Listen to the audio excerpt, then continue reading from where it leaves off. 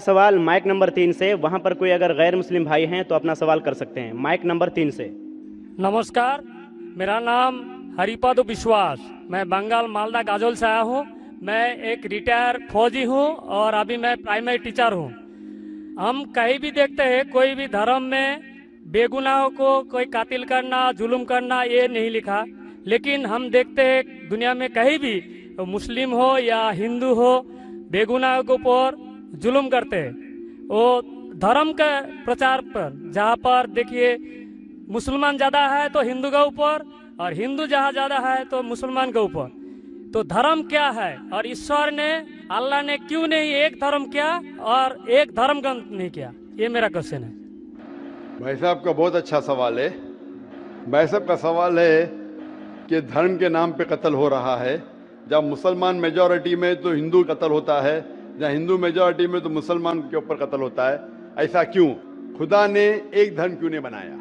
बहुत अच्छा सवाल है। कुरान में लिखा है सूरह अल इमरान में, सूरा नंबर 3 आयत नंबर 19 में, इन्ना दीन इंदल्लाहिल इस्लाम, अल्लाह सुब्हानहू व तआला के नजदीक एक ही दीन सही है और वो दीन है इस्लाम। अमन हासिल करना अल्लाह सुब्हानहू व तआला के अहकामात के मुताबिक। अल्लाह ने, ईश्वर ने, भगवान ने एक ही धर्म भेजा, लेकिन वक्त गुजरते हुए लोग इसमें तब्दीली लाए। इसीलिए कुरान मजीद में लिखा अल्लाह ने एक ही दीन भेजा, एक ही धर्म भेजा, वो है अमन हासिल करना अल्लाह सुब्हानहू व तआला के अहकामात के मुताबिक। इसे कहते हैं इस्लाम। आप चाहे अरबी में बोलो चाहे इंग्लिश में बोलो, peace acquired by submitting your will to God, that is the only religion. और अल्लाह सुब्हानहू व तआला ने हर दौर में पैगंबर भेजे, लेकिन जितने भी पैगंबर आए थे वो सिर्फ अपने वक्त के लिए महदूद थे और अपने लोगों के लिए थे। और जब भी पैगंबर भेजे, जब भी किताब नाजिल हुई, लोगों ने किताब को बदला और उसमें तब्दीली लाए और एक नया मजहब पैदा हो गया, एक नया दीन पैदा हो गया। तो अल्लाह ने एक नई किताब भेजी, नया पैगंबर भेजा, लोगों ने उसके ऊपर अमल किया। फिर चंद साल के बाद, 10 साल, 20 साल, 50 साल, 100 साल के बाद उसमें तब्दीली आए, लोग ने अपने फायदे के लिए उसे बदला और एक नया मजहब पैदा हो गया, एक नया धर्म पैदा हो गया। इस तरीके से अल्लाह ने कई किताबें नाजिल की और हमारे रसूल फरमाते हैं मोहम्मद सल्लल्लाहु अलैहि वसल्लम, अल्लाह ने 1,24,000 पैगंबर इस दुनिया में भेजे। लेकिन अल्लाह सुब्हानहू तआला ने आखिरी पैगंबर मोहम्मद सल्लल्लाहु अलैहि वसल्लम और आखिरी किताब, आखिरी वही कुरान मजीद 1400 साल पहले भेजी। और इसमें अल्लाह ताला फरमाते हैं कि क्योंकि ये आखिरी किताब है, ये सिर्फ मुसलमानों के लिए नहीं, सिर्फ अरबों के लिए नहीं भेजी थी, बल्कि सारी इंसानियत के लिए भेजी थी।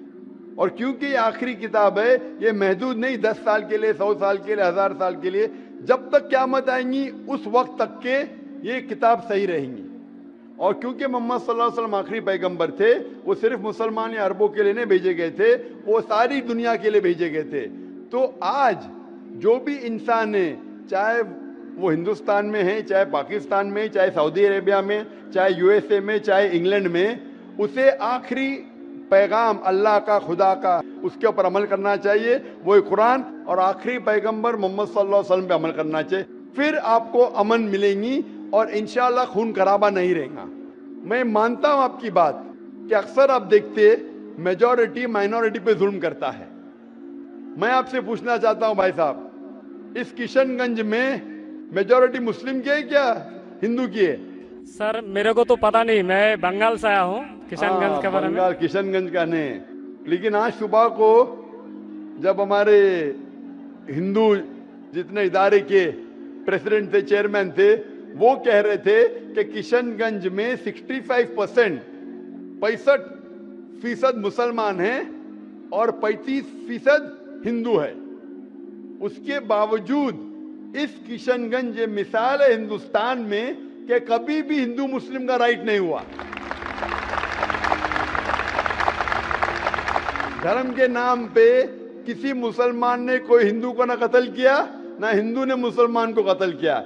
एक पॉलिटिशियन एमएलए साहब कह रहे थे खाली वोटिंग के टाइम पे कभी कभी होता है हिंदू मुस्लिम के अंदर किसको वोट देना, उसको छोड़ के कभी भी यहां दंगे फसाद नहीं हुए। तो ये मिसाल है कि मेजॉरिटी में होने के बावजूद आप देखते कितना अमन है, और आप खुश नसीब है कि मीडिया ये अमन को खराब नहीं कर रही। मीडिया को पता चल जाएगा मुसलमान अमन से रह रहे तो आपके अमन और शांति को अशांति में बदल देंगी। सबसे अच्छी मिसाल है कश्मीर। कश्मीर में देखो क्या हो रहा है। मीडिया आप देखेंगे, मीडिया इतना उसके पीछे लग गई कि शांति को अशांति में बदल दी। तो मैं अल्लाह से दुआ करता हूं कि किशनगंज का माहौल अमन रहे। आप मीडिया से बचिए, आप सही धर्म का पालन कीजिए, इंशाअल्लाह आपको अमन और शांति मिलेंगी। लेकिन आपके सवाल का जवाब ये है कि अल्लाह ने, ईश्वर ने, खुदा ने एक ही दीन भेजा है, वो है अमन हासिल करना।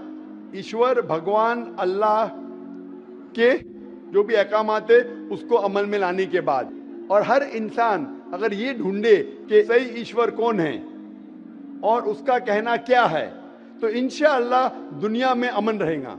लेकिन कई लोग नहीं चाहते कि दुनिया में अमन रहे, इसीलिए वो देखते हैं इस हमारे हिंदुस्तान में, सारी दुनिया में हिंदुस्तान एक ऐसा मुल्क है जहां सबसे ज्यादा मजहब के नाम पे राइट्स हुए, दंगे फसाद हुए। और इसका मैं ब्लेम डालता हूं हिंदुस्तानी नागरिक पे ने, हिंदुस्तानी पॉलिटिशियन पे, क्योंकि अंग्रेज ने हमारे देश को बांटा। अंग्रेज आए थे हिंदुस्तान में तिजारत करने के लिए, लेकिन हम पे हुकूमत की।